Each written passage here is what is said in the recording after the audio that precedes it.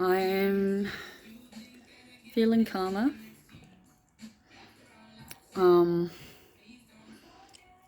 I've had like 4 Valium and some weed. I'm guessing that's helping. But to be honest, the thing that has helped me the absolute most is the fact that I was wrong. What I said about Andrew, just considering me a neighbour. He obviously saw my post yesterday and came past this morning, and I was sleeping in. I didn't get up till like 11. I saw his ute across the road. I knew he was there, but I just didn't have it in me at the time because I was watching my own videos back last night. You know, and then I tried to, as we know, get on with shit, done my pills, try to focus on the good, but yeah, as you know, Andrew came back. He is such a sweetheart, honestly. And he showed me that I know that people care. And I did cry my freaking eyes out in front of him. And he was lovely. He gave me a hug. And it's helped me to see that, you know, people do care. And I know that. Of course I know people care. But I've been saying it for a long time now. The person that hurts me the most is me. And I don't want to keep doing that.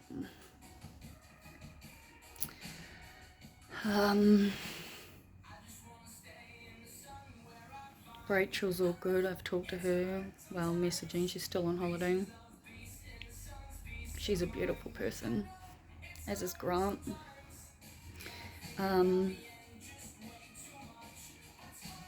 So yeah, I'm feeling calmer,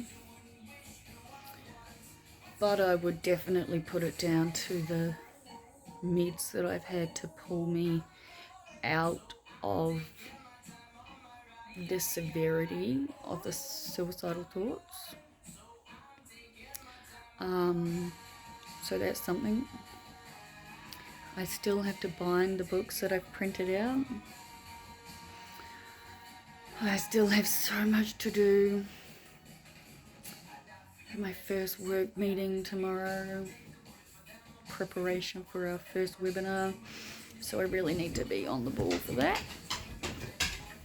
And I realized yesterday in one of my videos that I didn't quite finish the point of what I was talking about in regards to with my doctor and actually taking my medication the way I am supposed to. I have no doubt people think that I don't, but again, I don't care. I know what I'm prescribed and how often I'm prescribed it and why I'm prescribed it. And when shit like this happens, I do need to take the Valium. And what I was mentioning yesterday, and I never got to the end of the point, was that I've spoken to my doctor and she is very on board with me adding a Valium to my daily morning meds, just to stop how fragile I am, to help me not be triggered. Everyone I've spoken to, Ashley in New Zealand, Rachel, Andrew, Grant, they have all agreed that this isn't on me. I am a good person. I'm doing the absolute best that I possibly can. Yeah, it is really hard on days like today. As I've explained in the past, it's not always conscious thoughts you can feel. It's the subconscious thoughts that you're feeling. But given they're subconscious, you don't really know what the fuck they are. It's just this feeling of drowning in concrete. But Andrew came past twice today. The first time he didn't message because my curtains were shut and he figured I was asleep. And he was right, because I got up around 11, I think, and I saw the ute. But I just wasn't ready to talk to anyone, and I needed to watch last night's videos. I've only actually watched the last of last night's video, the one where I'm crying, and the original one I just haven't watched yet.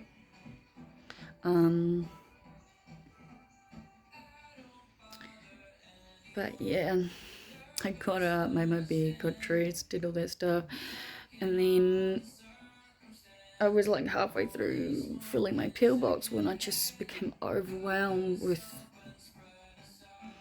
self-hatred. So I went to bed and I cuddled Manly. And I'm going to keep cuddling Manly, truthfully, because as much as Boss is my best friend and that he goes to everybody that he knows needs emotional support, because he's that kind of dog, when it comes to me, he runs away. And when one of the biggest things you hold on to on days like today are the things that are the most important to you, like Boss, and he can't be around me, sure you can all imagine how much harder that makes everything. I know what has happened isn't about me. I know this. I talked about it with Andrew. We both agree it was about the dogs. I was honest about that dodgy fucking pet rescue place. There is not one part of it that rings true, and I've double checked with my vet and others, and they all agree that something has to be done for the sake of the animals. She lives in a house, not a pet store. Those cats are in cages that are so fucking small, it's cruel. And it's quite clear that she just accepts animals she doesn't have people to take in, charges an absolute fortune, and we're talking 4 to 5 times the amount that the regular person charges to adopt our rescue dog. If I'd known any of that, I would never, ever have had anything to do with it. Like, what the fuck, yeah? But as I've said, I talked to Ashley today, and she's like, you've made the call about the animals, right?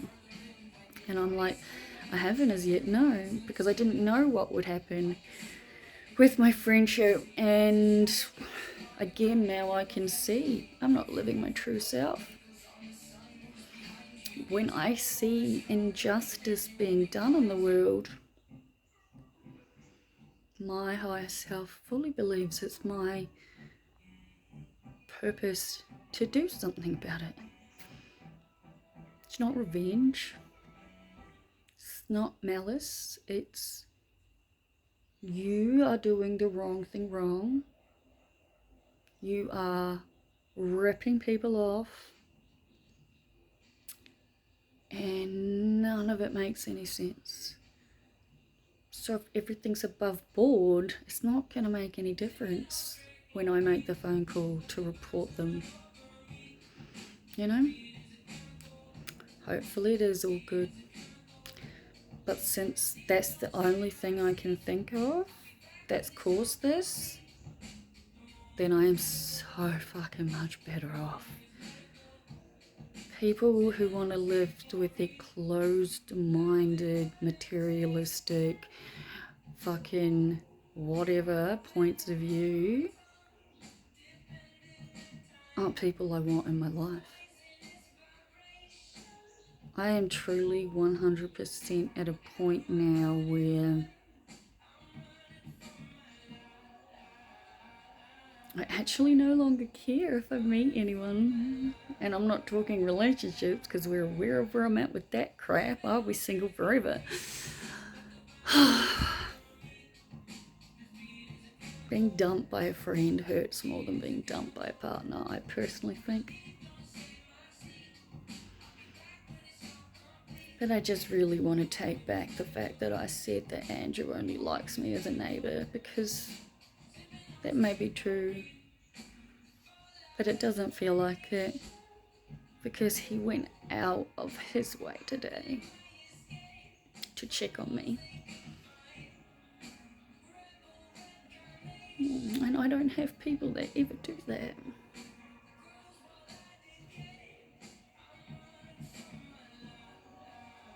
So it's kind of nice that somebody cares. I know I have my friends online, don't get me wrong.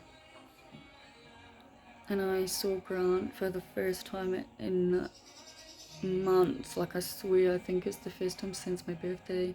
Same as Randy. Rachel, I almost never get to see. I'm at the point where it's like, do you not want me to come to your house? Like, I've known you for a year and a half. This is insane. Like,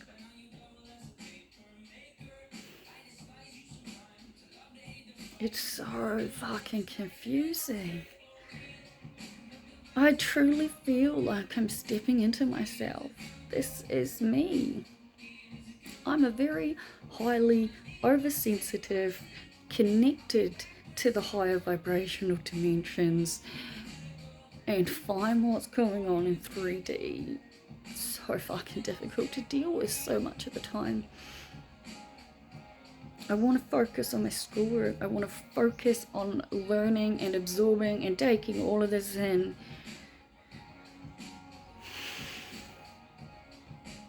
I cannot live a life where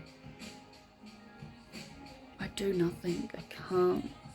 It's a waste of a life and not one I want to live. So I have to get to a point where I can completely and utterly detach from the feelings of worthlessness, being unwanted, being unloved, being unneeded in this world, being not worth the air I breathe. That always comes back, because I was told it so often when I was a child. But I have to get my fucking shit together.